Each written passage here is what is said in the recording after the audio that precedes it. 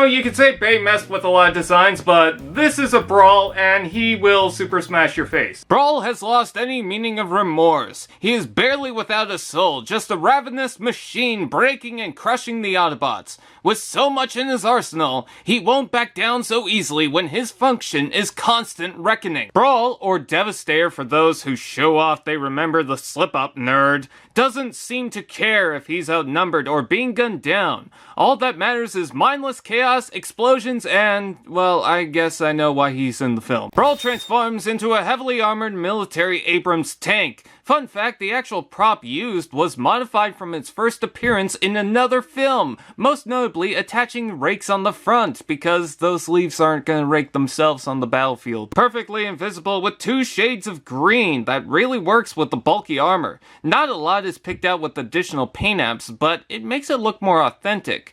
Well, if it wasn't for the gaps, his head looks like it's ready to pop out for a goof. Saying he might be ready for combat is like saying Superman might not like kryptonite.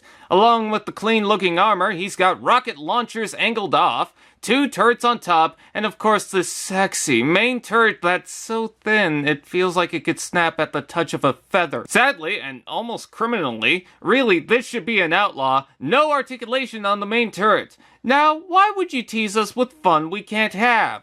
However, the back rockets are on ball joints, and if you disconnect it from the tabs, the upper section can rotate. You can even use the hinge if you want to get crazy. Inside the treads are little wheels, which roll as terrible as you think. Barrels on the back for barrel needs, and there's a flight stand port between the feet as well as the top, implying someone saw and wants to recreate the tank scene from the Liam Neeson A-Team film. Oh no, don't you dare think for a moment that I forgot about these rakes, which can move around, but I think they're supposed to be slightly down, but do whatever, I don't think any of the Brawls can make up their mind. There's also portholes on top to attach the weapons included. Just plug them on and this is awful. This is just purely awful. Why did you sully this fine gentleman? Look, I get it's a tank. Adding more weapons seemed like a good idea, but man, those are just arm stuff. Couldn't store it anywhere, all the other ones could. Might seem biased, he's not the first to do this, but you have such a good looking tank, and I mean it, the simplicity of the deco and molded detail really makes it look good. Why would you ruin it? Maybe they're just too big, maybe it's because I'm not going to use this for anything but armament for his robot mode, maybe it's Hasbro's lack of care for weapon storage at times getting to me, so here's an idea. Throw it away. Quick note, be careful with the hinges here. I feel like I'm going to break them every time I touch this. Things have to squeeze around it, so look out. As much as I like the green, can we get desert flavor of him? I'll admit, if you look too deep, he's not perfect. He's also not flashy, but given what they're going for, they did a pretty good job. I like the simple colors, and he is an amazing representation of the tank in the movie. Robot mode.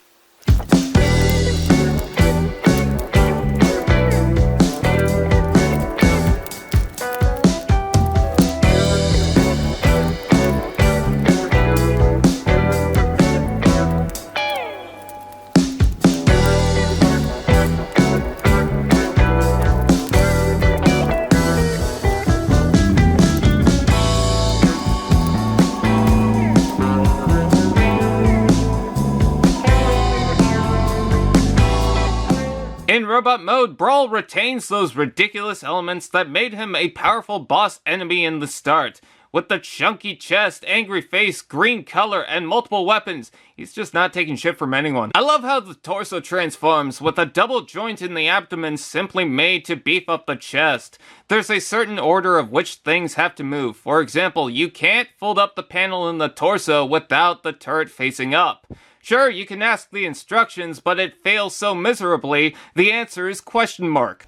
Just realized that there's a Decepticon logo that's not actually there. Notable details include the tread shoulders, back turrets that exclaim, "I am the tank!" rocket launchers on the side, and cat litter scooper titties that stick out pretty far from the torso, and you can move it in any way. Fold them down, up, or do what I did. Really doesn't seem like anyone can make up their mind, so who cares? Wish there was more silver, but it doesn't overtake the green, and no leader class turret feature, so he's got a sensor bar between the legs. Just kidding, it's blurred out. I also have to bring up the arms, not for the kibble underneath, which gross, but they're so weird. It makes them look so wide. like he's been hit by a bus a few times and his shoulders are hanging only by the joint. I guess it's closer to what he's supposed to look like though. He's also not that big, but looking up some graphs, he's actually not supposed to surpass Starscream or Megatron, so I guess it fits, but come on. Leader Brawl is still a beast! That head sculpt is full on Brawl, with its massive eyebrows that wrap the sides, beady villainous eyes, and freaky teeth I hope doesn't lunge out like a xenomorph. Did someone say, articulation?